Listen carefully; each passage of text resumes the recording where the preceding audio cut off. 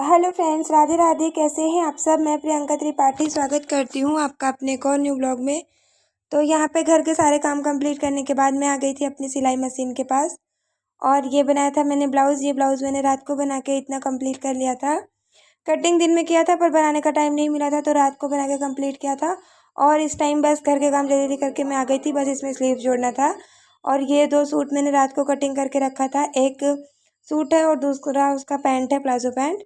तो इनको भी बना के तैयार करना था, इसलिए मैंने जल्दी जल्दी से वो वाला ब्लाउज़ रात को ही तैयार कर लिया था। और इन दिनों सिलाई का टाइम बहुत कम मिल रहा है, फिर भी जितना टाइम मिल रहा है उसमें सिलाई भी कर रही हूँ क्योंकि घर में सब लोग आए हुए हैं तो काम थोड़ा सा ज़्यादा हो जा रहा है। सिलाई का टाइम कम मिल रहा है तो इसलिए जो भी टाइम मिल रहा है उसमें रात को कटिंग करके रख ले रही हूँ।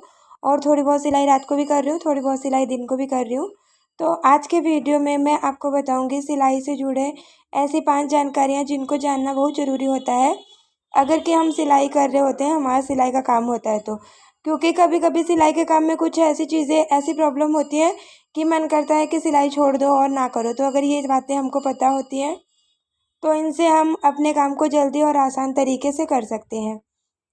जैसे कि कभी कभी हम सिलाई करते रहते हैं और हमारा ना जो सुई है वो धागा बार बार तोड़ देता है। हम ना इससे एकदम से परेशान हो जाते हैं और हमको लगता है कि अरे चलो आज का काम छोड़ दो, कल कर लेंगे। बाकी हम क्या करते हैं, मशीन में ऑयल करके छोड़ देते हैं और उसके बाद फिर सोचते हैं कि अब इसको कल करेंगे। तो नहीं, ऐसा नहीं करना है। हो सकता है हमारी सुई सही तरीके से ना लगी हो या सुई गलत नंबर की लगी हो और या धागा कमज़ोर हो। मतलब कभी कभी ऐसा भी होता है कि धागा बहुत पतला होता है या बहुत कमज़ोर होता है, बहुत दिन का धागा होता है तो धागे में भी परेशानी हो सकती है और सुई में भी।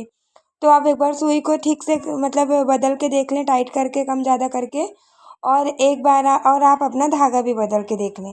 तो ये 2 चीज़ें आप कर सकते हैं अगर आपकी सुई बार बार धागा तोड़ रही है।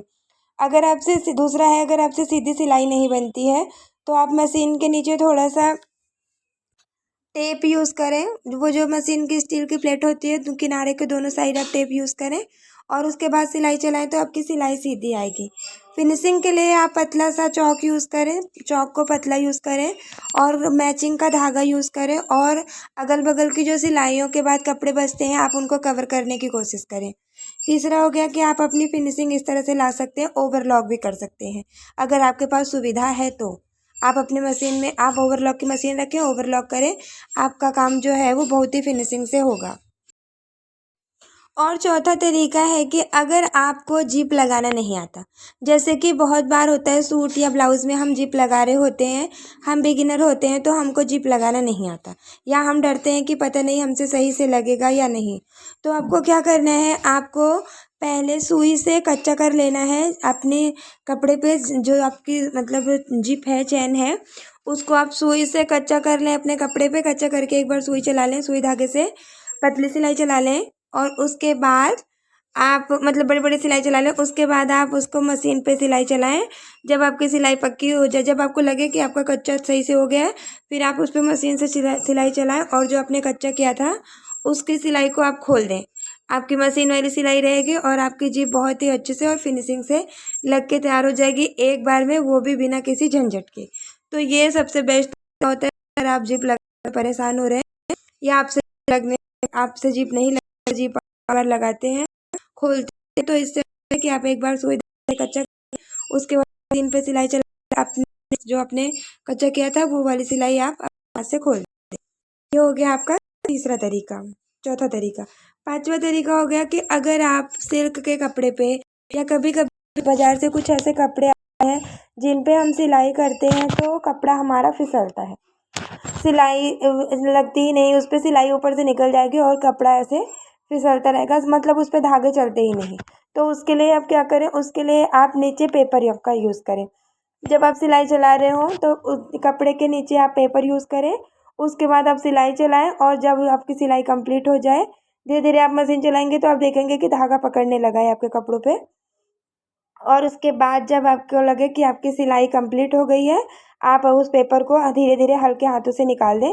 ज़्यादा ज़ोर से खींचने पे ऐसा भी हो सकता है कि पेपर के साथ कपड़ा या धागा निकल जाए, इसलिए आप धीरे धीरे हल्के हाथों से उस सिलाई को अपने पेपर को निकाल के अलग कर सकते हैं और आपकी सिलाई ज्यों की त्यों बनी रहेगी। तो ये हो गया 5वां तरीका। तो ये सिलाई के 5 तरीके थे सेविंग्स हैक जो आपको पता होने चाहिए अगर आप बिगिनर हैं या आप सिलाई कर रही हैं या आप बिगिनर नहीं है फिर भी जो सिलाई करने लगते हैं धीरे धीरे उनको ये सारी चीज़ें पता होती हैं। और अगर जो सिलाई नहीं कर रहे हैं शुरू शुरू में जब आप सिलाई करना स्टार्ट करते हैं तो आपके साथ ये कुछ मुश्किलें आती हैं कभी कभी। कई सारी चीज़ें होती हैं, कई सारी बातें होती हैं जो हमको नहीं पता होती हैं। तो ये सारी चीज़ें हमको पता करनी चाहिए और जैसे जैसे हम अपने काम को रेगुलर करने लगते हैं हमें ये सारी चीज़ें पता भी हो जाती हैं। ऐसा नहीं है कि नहीं पता होती, जिस काम को हम करने लगते हैं धीरे धीरे हम उसमें परफेक्ट हो जाते हैं। तो ये 5 तरीके थे जिनको बताया मैंने आपको और मेरा ये तरीका आपको कैसा लगा आप कमेंट्स करके ज़रूर बताइएगा। मुझे आपके कमेंट्स का इंतज़ार रहेगा। और यहाँ पे देखिए मेरा ब्लाउज़ बनके तैयार हो गया और भी समय कम टाइम मिल रहा है लेकिन फिर भी जितना मिल रहा है उतने में मैं अपने काम को कंप्लीट कर रही हूँ।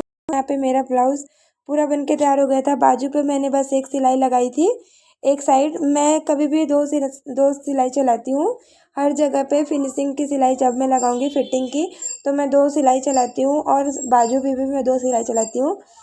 तो हर जगह कंधे पे भी मतलब जहाँ जहाँ जॉइंट होता है मुझे लगता है मैं हमेशा पक्की सिलाई करके देती हूँ। एक सिलाई थोड़ी सी हल्की और दूसरी सिलाई बिल्कुल पक्की, मेरी हमेशा ऐसे ही होती है।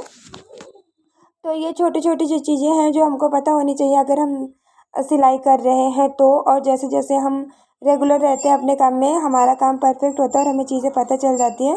और यहाँ पे देखिए ये ब्लाउज़ बिल्कुल ही फिनिशिंग से बन के तैयार हुआ है। जबकि मैंने रात में बनाया था फिर भी बहुत ही अच्छे तरीके से बन के तैयार हुआ था मेरा ब्लाउज़। और इसके बाद मैंने बनाया था एक सूट और एक सलवार, उसका भी मैंने वीडियो बनाया है वो मैं आप लोगों के साथ कल शेयर करूँगी। यहाँ पे देखिए बिल्कुल फिनिशिंग से बस थोड़ा सा लेस डोरी लगा के इस ब्लाउज़ को मैंने तैयार कर दिया था। और लटकन बहुत ही छोटा बनाया था क्योंकि कपड़ा नहीं बचा था, बहुत ही कम कपड़ा बचा था जिसमें मैंने छोटे छोटे 2 लटकन बना दिए थे। तो आज का वीडियो मेरा इतना ही था, कैसा लगा ज़रूर बताइएगा। मुझसे जुड़े रहने के लिए थैंक यू। राधे राधे। मिलती हूँ किसी और वीडियो में किसी और टॉपिक के साथ, तब तक के लिए बाय बाय।